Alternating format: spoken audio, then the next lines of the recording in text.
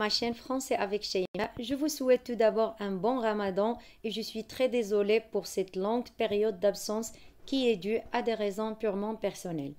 Donc me voici de retour avec cette nouvelle vidéo qui portera sur une deuxième série d'exercices concernant la leçon du discours direct et indirect. Alors pour ceux et celles qui sont intéressés de revoir la vidéo de l'explication de la leçon ainsi que la première série d'exercices, je vais vous laisser les liens des vidéos dans la barre descriptive de celle-ci pour aujourd'hui. Alors, aujourd'hui, je vais vous montrer des astuces dont vous avez besoin pour bien maîtriser la transformation des phrases du discours direct au discours indirect. Alors, vous n'avez qu'à bien vous concentrer avec moi. Si vous êtes prêts, c'est parti. Alors, la question est la suivante. Mets les phrases suivantes au discours indirect. Voici la première phrase. Je n'ai plus d'argent, dit l'homme à sa femme. Alors, la première étape que vous devez faire, c'est observer le temps de conjugaison du verbe introducteur qu'on appelle aussi verbe de déclaration ou encore le verbe de parole, qui est ici le verbe dire. Alors, le verbe dire dans cette phrase est conjugué au présent. Mais attention, parfois le verbe dire comme ça, avec T à la fin, peut être également au passé simple. Parce que c'est presque la même conjugaison au passé simple. On dit je dis, tu dis, il dit, nous dîmes, vous dites, ils dirent. Le présent, je dis, tu dis, il dit, nous disons, vous dites, ils disent. Alors dans cette phrase, c'est clair qu'il s'agit du présent de l'indicatif. Alors, puisque le verbe introducteur est au présent, aucun changement des temps verbaux n'aura lieu. Ce qui va changer, c'est seulement les pronoms. D'accord? Par exemple, on va dire comme réponse, l'homme dit à sa femme qu'il n'a plus d'argent. Bien sûr, cette transformation, vous la connaissez. Il faut supprimer les guillemets et les remplacer ici par que. Pour le temps de conjugaison, on avait dans la subordonnée et, c'est le verbe avoir au présent, on a gardé le même temps, c'est le présent. Je est devenu il parce que c'est l'homme qui s'adresse à sa femme. L'homme dit à sa femme qu'il n'a plus d'argent. Pour la deuxième phrase, j'ai fait exprès de travailler avec la même, ou plutôt avec le même exemple. Ce que j'ai fait, j'ai changé le temps de conjugaison du verbe introducteur. Alors, je n'ai plus d'argent, a dit l'homme à sa femme. Donc, si vous remarquez bien, vous allez constater que le verbe introducteur, cette fois-ci, est conjugué au passé composé. Et le passé composé, c'est un temps du passé. Puisqu'on a ça, alors on est obligé d'appliquer la règle de la concordance des temps. Cette règle, que dit-elle? Alors, on va voir dans la réponse. On a l'homme a dit à sa femme qu'il n'avait plus d'argent.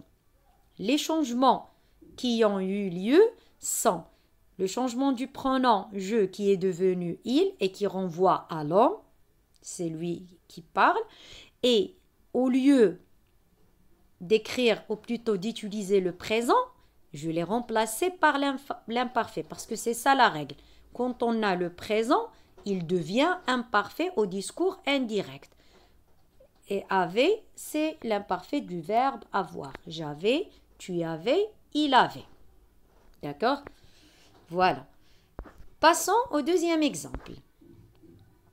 Ali promet à sa femme, je t'emmènerai à Paris pour ton anniversaire. Donc toujours, je fais de même.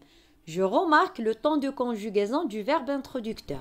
J'ai promis, c'est le verbe promettre qui est conjugué au présent. Alors, comme je viens de le dire, il ne va pas y avoir un changement de temps de conjugaison, sauf le changement des pronoms personnels. Et on va obtenir par conséquent, Ali promet à sa femme qu'il l'emmènera à Paris pour son anniversaire. Il, qui renvoie à Ali parce que c'est lui qui parlait. Je t'emmènerai T apostrophe, c'est un pronom personnel COD qui remplace la femme. Alors, au discours indirect, il va devenir elle apostrophe. Je t'emmènerai, il t'emmènera, alors il l'emmènera, c'est-à-dire il emmènera sa femme à Paris. Elle apostrophe remplace sa femme. Si vous avez bien constaté, on a emmènera, c'est le verbe emmener conjugué au futur simple, donc il est resté au futur simple. Pourquoi? Parce que mon verbe introducteur est au présent. Mais au lieu d'écrire j'emmènerai, je vais écrire il emmènera avec RA. D'accord? Voyons maintenant le même exemple avec le verbe introducteur cette fois-ci au passé composé. Alors, Ali a promis à sa femme, je t'emmènerai à Paris pour ton anniversaire. Au discours indirect, qu'est-ce qu'on va dire? Très bien. Nous allons dire, Ali a promis à sa femme qu'il l'emmènerait à Paris pour son anniversaire. Donc, le changement concernant les pronoms personnels est le même. Donc, je qui est devenu il et qui remplace Ali, elle apostrophe qui remplace la femme.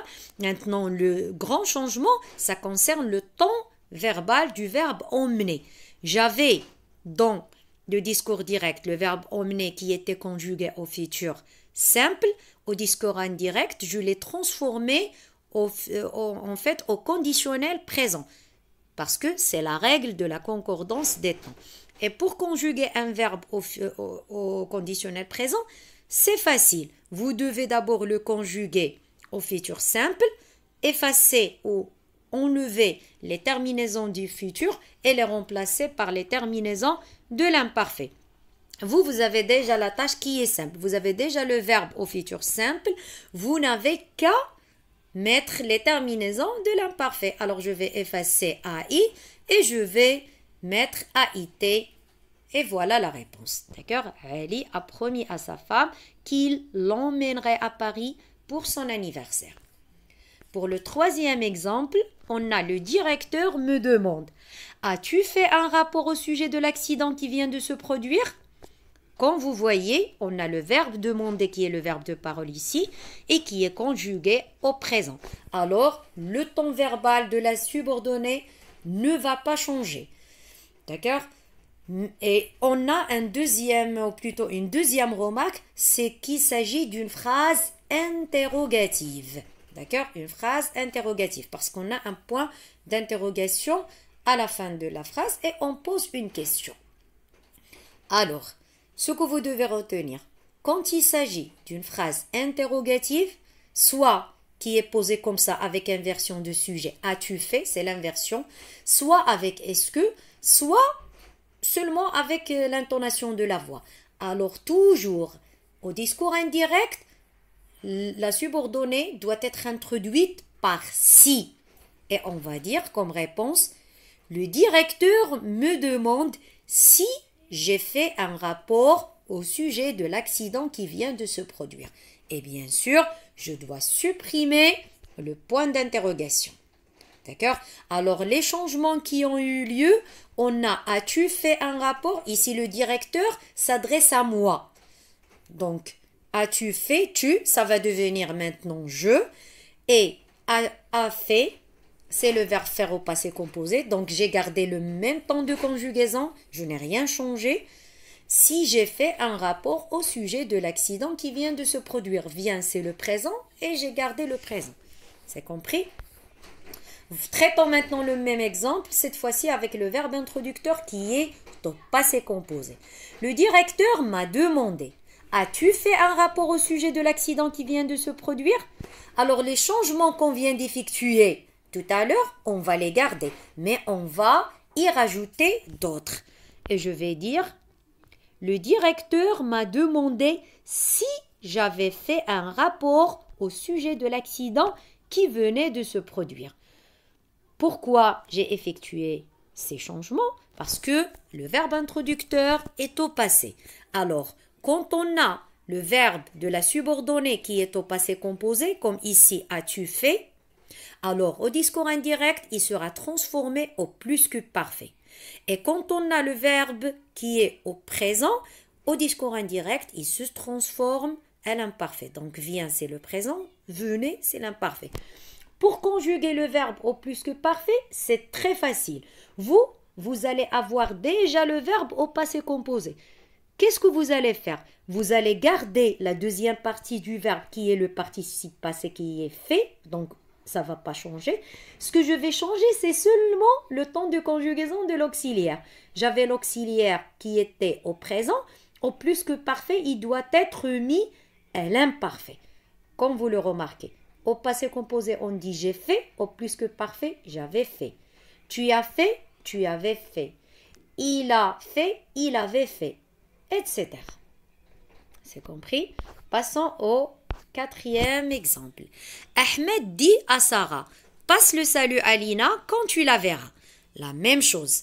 Première des choses, j'observe le temps de conjugaison du verbe. J'ai le verbe dire, qui est conjugué au présent.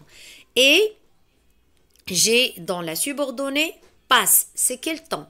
Très bien. C'est l'impératif présent. Passe, écris, regarde, fais, mets-toi, promène-toi. Donc c'est l'impératif présent. C'est compris? Alors pour l'impératif présent, on a la même règle qui est applicable. Que ce soit le verbe introducteur est au présent, que ce soit le verbe introducteur est au passé.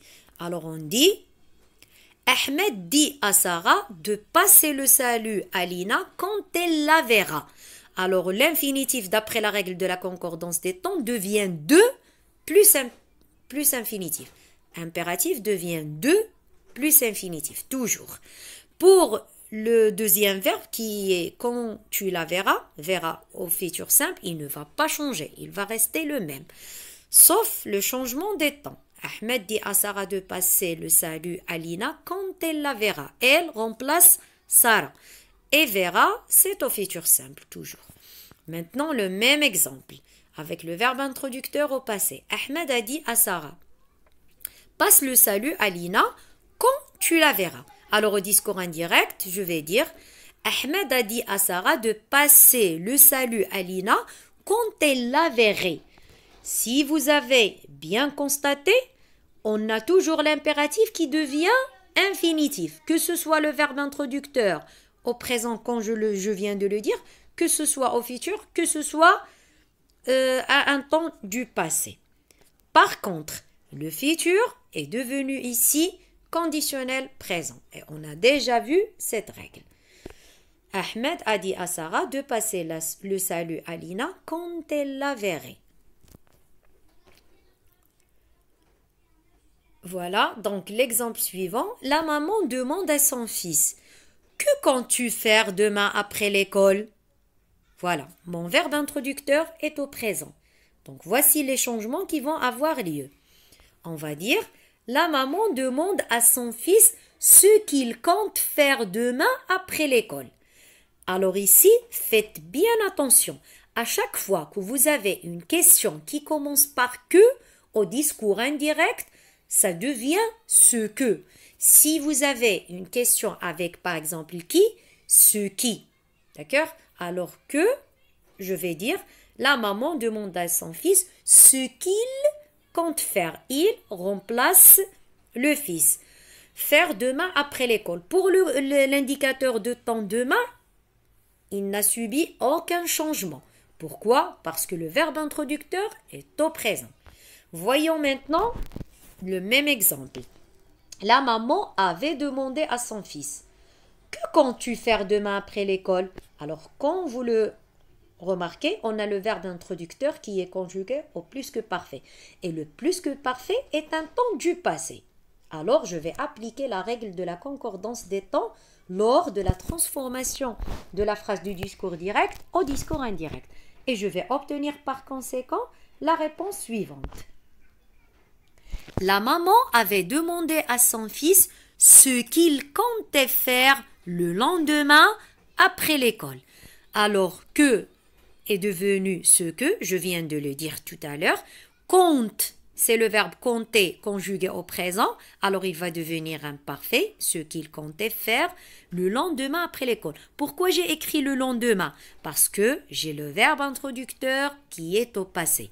Alors, on a même les indicateurs spatio-temporels subissent des changements lors de la passation du discours direct au discours indirect, à condition que le verbe introducteur soit au passé. Retenez bien ça. Demain devient le lendemain.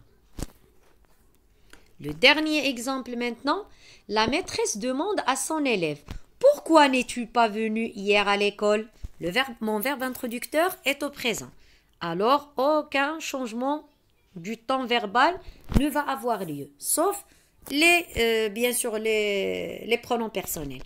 Alors, la maîtresse demande à son fils, je m'excuse, ici c'est une erreur, il fallait écrire la maîtresse demande à son élève. La maîtresse demande à son élève pourquoi il n'est pas venu à l'école hier. Donc, pourquoi n'es-tu pas venu? Donc, il s'est transformé en il parce qu'il renvoie à l'élève. Pour les autres constituants de la phrase, ils sont restés tels qu'ils étaient. Le même exemple avec le verbe introducteur qui est au passé. Alors la maîtresse a demandé à son élève « Pourquoi n'es-tu pas venu hier à l'école ?» Regardez maintenant l'ensemble des changements qui vont avoir lieu. On va dire « La maîtresse a demandé à son élève pourquoi il n'était pas venu la veille à l'école. » Alors ici, faites bien attention. Quand vous avez une question avec un adverbe interrogatif comme pourquoi, comment, combien, quand, où, au discours indirect, ils restent les mêmes. Ils ne subissent aucun changement. Pourquoi, ça reste pourquoi. Par contre, ça va devenir il. Est venu, ça va être était venu parce que ici dans la phrase au discours direct j'avais le passé composé, au discours indirect il est devenu plus que parfait.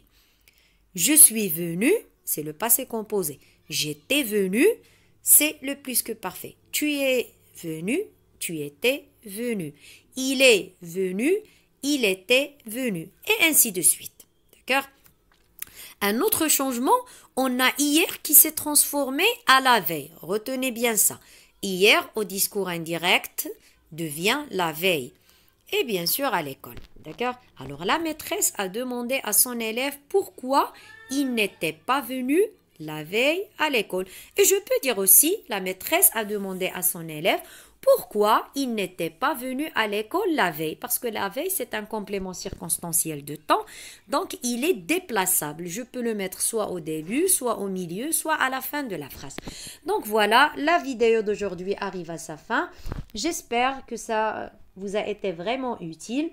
Et comme vous l'avez remarqué, j'ai essayé de travailler le même exemple avec le verbe introducteur qui est au présent et qui est au passé pour bien sûr constater de près les différentes transformations que subissent les phrases lors de la transformation. D'accord?